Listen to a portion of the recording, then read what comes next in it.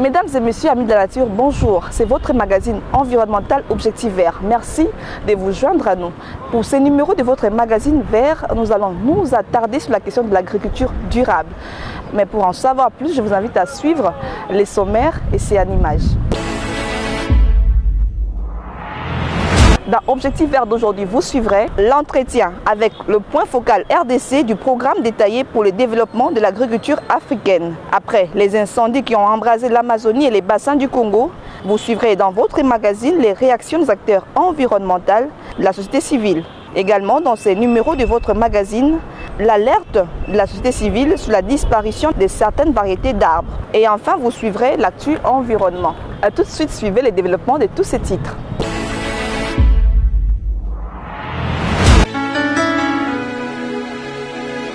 La production alimentaire pourrait être la première victime du changement climatique, mais l'agriculture durable peut contribuer à résoudre ces fléaux. Le changement climatique a des répercussions profondes sur la diversité biologique de notre planète et sur des personnes qui y vivent. Le niveau de mer augmente, la température des océans se réchauffe, des sécheresses plus longues et plus fréquentes menacent la disponibilité d'eau douce et les cultures, ce qui compromet les efforts déployés pour nourrir la population en augmentation constante. Si nous n'agissons pas, le changement climatique compromettra sérieusement la production alimentaire dans le pays et régions qui sont déjà fortement affectées par l'insécurité alimentaire. Le Fonds des Nations Unies pour l'alimentation FAO aide les pays à s'adapter au changement climatique en atténuant les effets et en élaborant des programmes et les plans nationaux d'adaptation au climat, mais aussi des projets de recherche dans le but d'adapter la production de petits exploitants et améliorer les résiliences de moyens existants des populations rurales. En RDC, un plan national de développement est adopté pour la modernisation de la petite agriculture afin de renforcer le développement durable et de lutter contre les effets du changement climatique.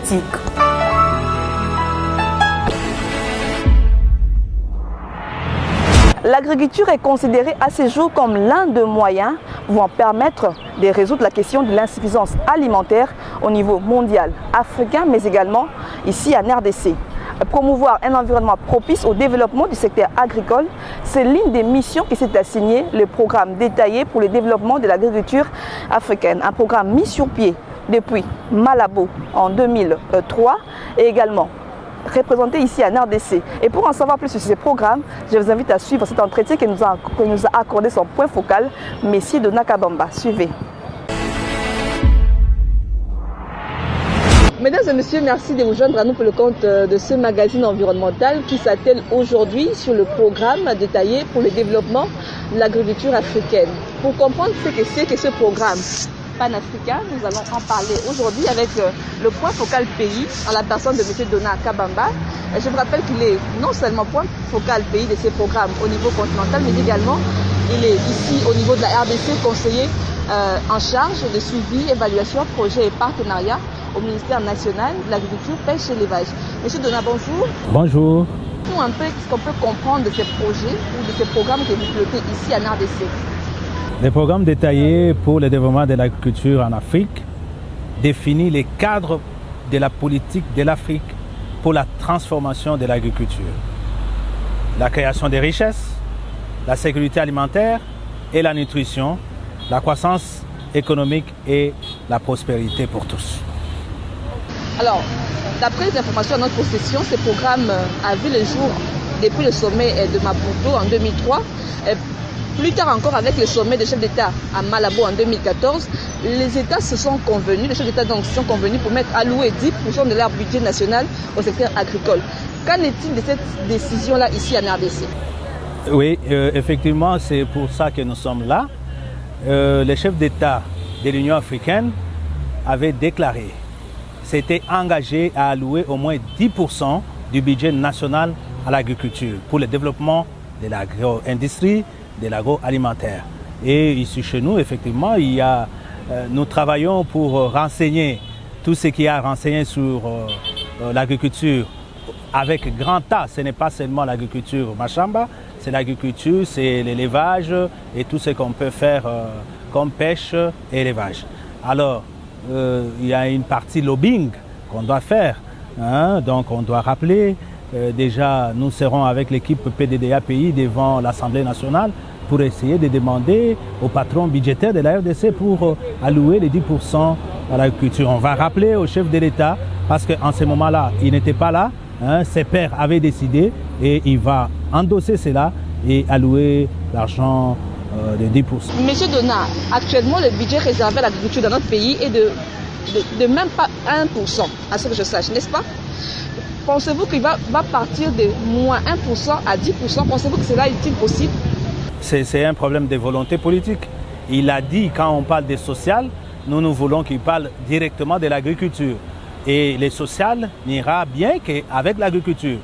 La diversification de l'économie qu'on veut en République démocratique du Congo, si on veut éviter les mines, que ce ne soit seulement pas les mines qui nous apportent de l'argent, l'agriculture est là. Le chef de l'État a tout intérêt de demander au patron budgétaire, à l'Assemblée nationale, le chef de gouvernement, le Premier ministre actuel, a tout intérêt à demander qu'il ait les moyens de sa politique, parce que s'il n'y a pas 10%, on ne saura pas atteindre tout ce que les pères africains, ces pères, les chefs d'État avaient décidé. On parle aujourd'hui de l'agriculture, le programme détaillé pour le développement de l'agriculture africaine parle de l'agriculture comme étant un levier de transformation de l'industrie. En RDC, est-ce qu'il y a-t-il moyen de parler aujourd'hui de transformation des produits agricoles ici en RDC? Bien sûr, il y a des possibilités. Et le chef d'État a lancé la deuxième phase du projet volontariste agricole, où il y a tout. On doit développer l'agro-industrie. Au même moment qu'on développe l'agriculture familiale, on doit développer l'agro-industrie. Parce que ce n'est pas possible qu'on vende les maïs en graines aujourd'hui. Ce n'est pas possible qu'on vende seulement les cossets de manioc. Non, on doit transformer ça, c'est-à-dire en farine, et donner aux gens la possibilité d'utiliser ça directement. Il y a également la question des terres. Vous prenez en compte la gestion des terres. Aujourd'hui, la question des terres alimente plusieurs débats. Il y a la question de la réforme foncière qui est pendante. Les responsables terriens aujourd'hui sont parfois victimes de spoliation par l'État congolais. Comment entendez-vous résoudre ces problèmes, vous, en tant que programme qui doit aider normalement ce secteur-là agricole à Nord? Non, j'ai participé dernièrement à la validation du rapport final sur l'aménagement du territoire. C'est un problème d'aménagement du territoire. On doit savoir où doivent se retrouver les terres pour l'agriculture. On doit éviter la déforestation. On doit chercher. Là, c'est un problème. L'agriculture utilise les terres. Mais l'aménagement du territoire attribue ces terres. Ça ne dépend pas des chefs coutumiers. Effectivement, ce sont des chefs de terre, mais c'est l'aménagement du territoire. Donc, nous aurons besoin d'évoluer. Déjà, nous avons en RDC plus de 240 000 fermes abandonnées. Nous devons d'abord reprendre ça. C'était dans les temps. Ils étaient abandonnés, c'était dans les temps. Donc, chacun peut avoir ça. Hein. Ce sont des terres de la République démocratique du Congo. Non, il peut avoir ça pour utilisation. Il y a les affaires foncières qui déterminent ça. Et puis, on doit mettre en valeur. Le problème, c'est le problème de mettre en valeur ces terres. Il y a un problème d'approvisionnement également des produits alimentaires. Est-ce que le programme prend en compte, ou le programme ou ce budget de 10% va-t-il tenir compte d'améliorer les routes des desserts agricoles? L'État a financé les programmes volontaristes agricoles. Ces programmes, tous les matériels qu'on a eus, il y a aussi des niveleuses, il y a de tout ce qui est pour réparer nos routes. On n'attend pas que l'Office des routes vienne, l'OVD. Non, c'est les programmes. Le ministère de l'Agriculture, avec ces techniciens qui auront maintenant. Nous sommes en train de développer. Vous voyez, quand vous posez un diagnostic, attendez-vous aux remèdes. Les remèdes, c'est le gouvernement qui est en train de faire. Le chef d'État, Félix Tshisekedi, a lancé la deuxième phase du programme volontariste. Il y a tout, on a tout commandé à partir du tracteur. Il y a aussi les tractopelles, il y a le niveleuse, il y a tout ce qui doit entretenir les routes. Pensez-vous qu'aujourd'hui, avec l'agriculture dans notre pays, on pourra réaliser ou atteindre l'objectif 1 de cette ODD qui est d'abolir ou d'éradiquer la pauvreté ici à RDC grâce à l'agriculture? Et dans combien de temps? C'est un problème de volonté. L'agriculture aujourd'hui est pratiquée dans les zones rurales. Et ce sont des hommes et des femmes qui font. S'ils ne sont pas mis en condition, ils vont abandonner. Je vous donne un exemple. Un jeune homme de Bandundu qui produit que 20 sacs, pour arriver à Kinshasa, ils doivent faire 50-50 avec les transporteurs. Donc il va perdre carrément 10 sacs. Quand il vient ici, il est récupéré par les mamans manœuvres là. On lui montre les téléphones, il achète et du coup, qu'est-ce qu'il fait?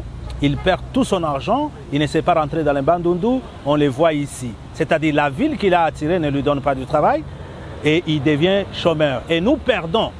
Voilà pourquoi les programmes volontaristes qui sera dupliqué partout et dans toutes les provinces fait quoi? C'est-à-dire va acheter sur place à la base ce que les familles auront à produire. Expliquez-nous maintenant la place de l'agriculture familiale. Comment comptez-vous accompagner l'agriculture familiale? Non, mais écoutez, jusque-là, l'État n'avait pas de champs. Ce sont les ONG, c'est l'agriculture familiale qui nourrissait la République démocratique du Congo.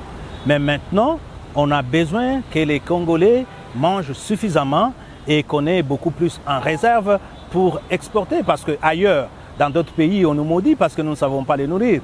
Nous avons assez de terres, nous avons assez de pluie, nous ne savons pas les nourrir et puis ils nous maudissent. Maintenant, ce que nous devons faire, c'est appuyer, développer l'agro-industrie et développer aussi l'agriculture familiale. Justement, comment travaille ou comment fonctionne ce programme au niveau continental avant d'arriver ici en RDC? Non, écoutez, les chefs d'État avaient décidé, ce sont des engagements qu'ils avaient pris, qui se lient en grande partie aux ODD. Il faut éradiquer la pauvreté, l'insécurité alimentaire et tout. Ce sont les tralala qui se sont dit que nous devons faire parce que nous, ici en République démocratique du Congo, mais il faut que nous mangeons 3 fois. C'est possible. Et c'est seulement en développant l'agro-industrie, en se lançant dans l'agriculture, que nous pouvons diversifier l'économie, que l'argent de l'agriculture peut nous amener beaucoup de choses. Alors, dites-nous, au niveau de la RDC, comment est structuré ce programme détaillé pour le développement de l'agriculture africaine? Non, les patrons de la PDDA, c'est les ministres de l'agriculture. Et puis, il y a une équipe PDDA, pays, une équipe pays, avec des partenaires. Nous avons les partenaires techniques financiers qui sont FIDA, Banque mondiale, FAO, ITIA, ITA, ainsi de suite. Nous avons des ONG et nous avons des corporations comme Copaco, des coopératives des agricoles, des agriculteurs qui sont là. Donc c'est une grande équipe multisectorielle. Dans les provinces, est-ce qu'il y a des représentations de ces projets? Oui, nous devons implanter ça en province parce que les données, par exemple, de la revue biennale nous viennent de la province. Et nous devons implanter les PDDA en province. Vous devez, donc c'est un processus? C'est un processus, bien sûr. Même les PDDA, c'est un processus, madame. C'est un processus qui, aujourd'hui, on va dire, a atteint ses objectifs à combien de pourcents? Ça dépend de notre budget. Écoutez, de la volonté politique, je vous dis, je crois qu'avec les programmes que nous allons avoir d'ici quelques temps, les programmes du gouvernement, on saura combien d'argent on va allouer au ministère de l'Agriculture et on pourra s'y prononcer. Qu'est-ce qu'on peut retenir de vous en tant que point focal de ces programmes-là? Qu'est-ce qu'on peut retenir et qu'est-ce qu'on peut espérer dans les jours à venir? Nous sommes l'aide-mémoire. Rappelez que, Excellence, vous aviez pris un engagement de donner beaucoup plus d'argent à l'agriculture pour que les Congolais mangent bien. Nous allons sensibiliser, nous allons former, nous allons parler à l'Assemblée qui décide sur les budgets. Je crois que le budget 2020 sera très bien préparé. Le problème, c'est amener. Il y a des formations qui sont en train. Nous avons des amis de NEPAD, nous avons des amis de l'Union africaine qui viendront nous accompagner dans certaines formations sur le développement de l'agro-industrie, sur le management agricole. Parce que ça nous manque, ça aussi. Il y a des partenaires, des amis qui viendront nous accompagner dans cela. Ce que nous pouvons espérer, c'est compter sur les nouveaux leaderships et sortir le Congo du marasme économique et puis avoir à manger tous les jours. Parce que 3 fois par jour, et puis c'est la santé. Nous aurons des bons écoliers, nous aurons des bons travailleurs qui mangeront à leur faim. Et d'ailleurs, le pays sera reconstruit et ça sera le développement. Merci à vous, M. Donald Kabamba, de nous avoir accordé ce temps. Je vous rappelle que nous parlions avec M. Donald Kabamba, qui est point focal du programme détaillé pour le développement de l'agriculture africaine. Ce programme est un programme qui prône l'agriculture, le secteur agricole comme étant le levier de transformation économique du continent africain. Ça prône également l'agriculture durable. Merci. Après les incendies qui ont ravagé la forêt amazonienne, le premier poumon planétaire, un autre incendie s'est attaqué au bassin du Congo qui abrite le deuxième poumon planétaire. Les acteurs de la société civile ont réagi par rapport à ces fléaux qui vont affecter la régulation du climat. Suivez. Merci de vous joindre à nous une fois de plus pour le compte de votre magazine environnemental. Cette fois-ci, je vais m'entretenir avec M. Floribert Botamba, qui est activiste environnemental. Nous allons parler de cette question qui a secoué le monde entier, la question des incendies dans la forêt amazonienne, mais également ici chez nous dans le bassin du Congo. Monsieur Flori, bonjour. Bonjour madame. Vous êtes sans ignorer que le monde entier était secoué. Et a pu continuer de l'être avec ces incendies qui continuent de ravager le premier poumon ou le poumon vert de la planète.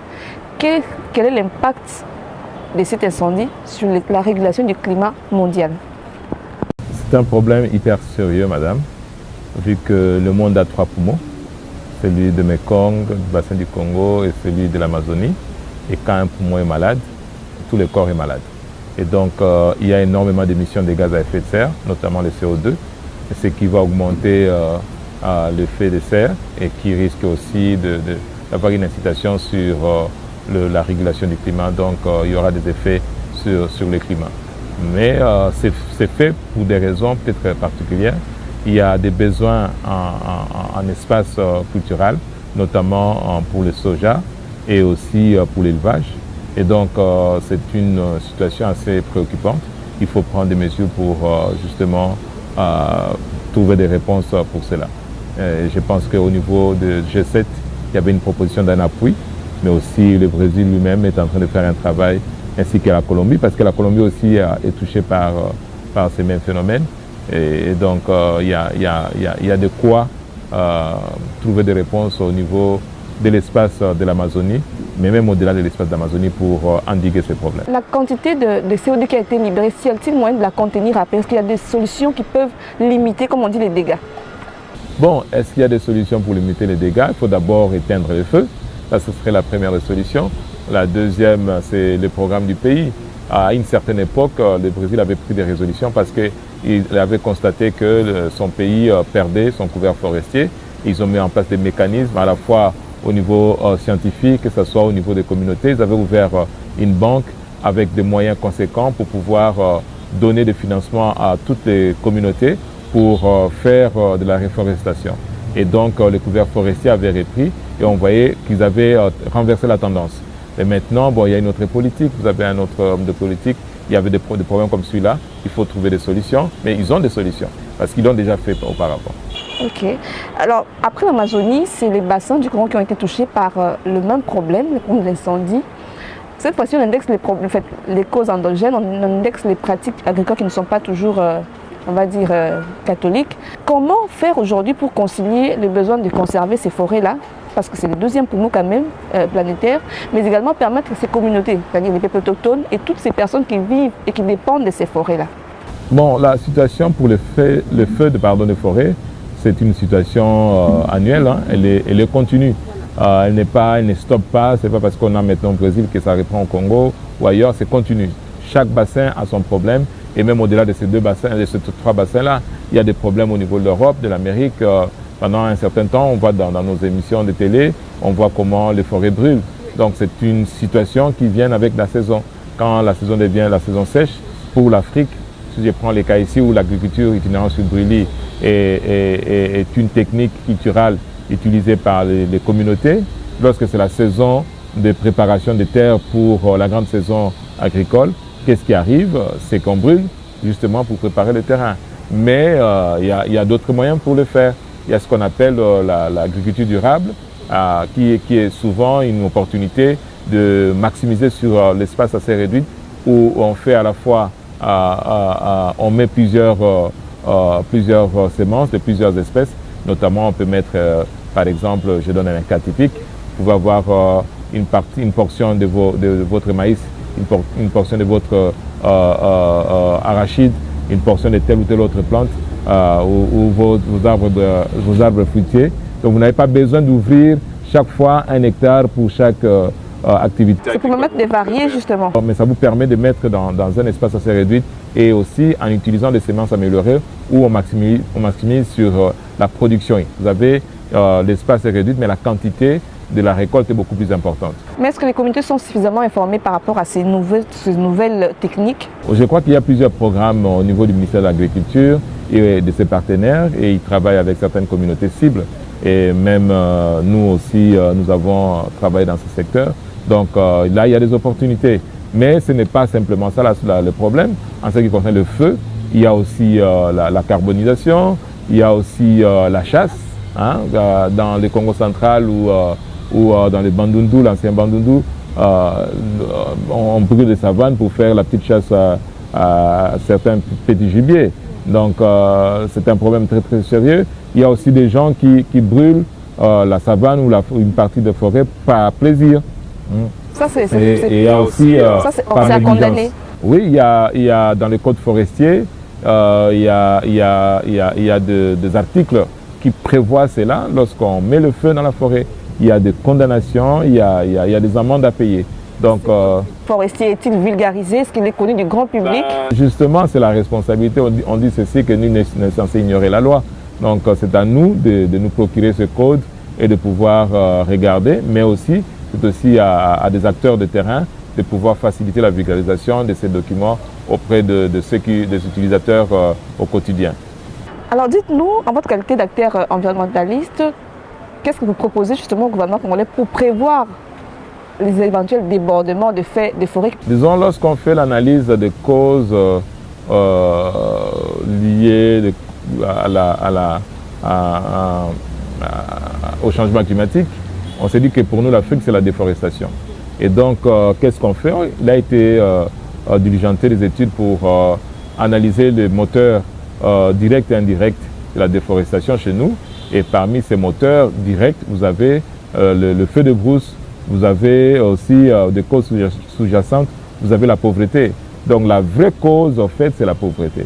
Et les différentes crises que le pays a connues pendant des années ont fait que les gens se sont tournés totalement vers la forêt. Et ils ont mis une pression assez importante sur la forêt. Et ce qui fait qu'aujourd'hui, nous perdons des hectares sur hectares, au-delà de ce que nous pouvions perdre par le passé.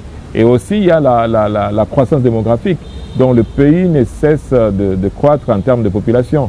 Et donc, cette population a besoin de se nourrir. Et souvent, nous nous tournons vers le grand marché pour nous qui est la forêt. Et donc, finalement, la forêt joue un multiple rôle. La pharmacopée au niveau des villages, parce que dans chaque village, nous n'avons pas souvent de pharmacie pour avoir les médicaments, mais on se tourne vers la forêt. Il y a eu au niveau international des appels de fonds, la mise en place d'un fonds vert pour le climat qui devait générer chaque année une somme à la hauteur de 100 milliards de dollars. Et donc cette somme n'a jamais été atteinte et donc des pays comme les nôtres n'ont pas un endroit pour aller postuler et retrouver et avoir de quoi faire ce travail-là. Donc nous lançons un appel au niveau international de pouvoir regarder ces problèmes parce que si on ne fait rien et que la pression en termes de points de feu continue comme celle qu'on a vue là, dans les années 2050, je crois qu'on aura des conséquences beaucoup plus fâcheuses que ce que nous avons ici. Merci beaucoup, M. Floribert, de nous avoir autant éclairé sur cette question. Voilà, améliorer les techniques agricoles, pas que les techniques agricoles, les techniques de chasse, mais surtout résoudre la question de la pauvreté serait une manière dans la durée de lutter contre la déforestation. Alors merci de nous avoir suivis. Tous les acteurs environnementaux s'accordent à dire que les techniques agricoles, les techniques de chasse, mais également le mode de vie de certaines populations dépendant directement des forêts sera la base des feux des forêts qui mettent en danger chaque année plusieurs milliers d'hectares des forêts congolaises. Et pour parvenir à éradiquer ces fléaux, il est demandé, il est conseillé au gouvernement congolais de s'impliquer afin de résoudre ce problème.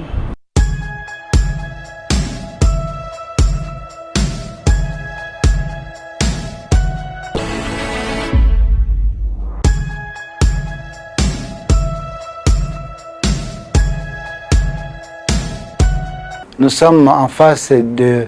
Nous déplorons depuis quelques années déjà, et nous avons lancé des signaux d'alarme pour dire que cette espèce, le bois rouge, est vraiment en train de disparaître.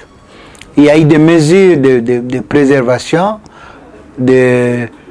pour arrêter l'exploitation de cette espèce.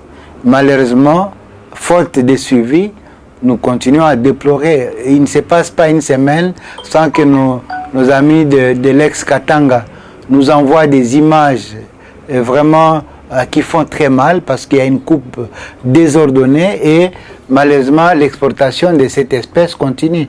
Parce que si on avait arrêté l'exportation de cette espèce-là, je crois que l'espèce ne serait pas aussi menacée que maintenant. Donc là, nous interpellons ceux qui ont en charge la gestion de nos forêts, mais aussi ceux qui sont en train de contrôler nos frontières pour qu'on arrête effectivement l'exportation de cette espèce, du reste interdite par les autorités congolaises. Suivez à présent l'essentiel de l'actualité environnementale sélectionnée pour vous par Sandrine Fundi. Sandrine Fundi, bonjour. Bonjour Ferrand Toumba. Voici l'essentiel de l'actualité environnementale qui a marqué cette semaine.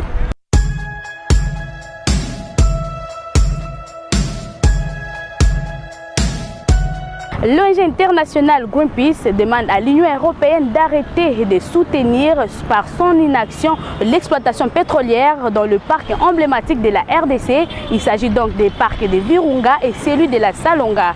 Cette position était contenue dans un communiqué publié récemment. Dans la province de la Tanganyika, les éléphants ont détruit de nouveau les cultures des champs de la chefferie de Kiluba, territoire des Manono à 45 km de la ville de Kalemi. Les agronomes appellent les autorités provinciales à intervenir d'urgence afin de protéger la population locale. Toujours dans les Tanganyika, 3 hippopotames sèment également la terreur depuis une semaine sur la rivière Lukuga à la hauteur du village d'Eboné. Cette zone est située à 12 km de la ville de Kalemi et ces mammifères ont déjà détruit environ 8 km des champs de ces villages.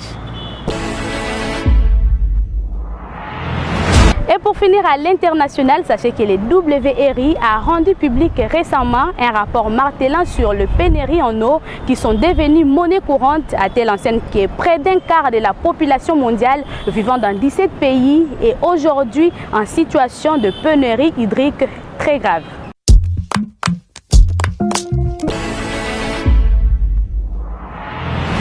La richesse d'un pays ne réside pas dans les billets des banques, mais aussi et surtout dans son agriculture. C'est sur cette phrase que se referme ce numéro de votre magazine environnemental Objectif Vert. Merci pour votre attention soutenue. Portez-vous bien d'ici là.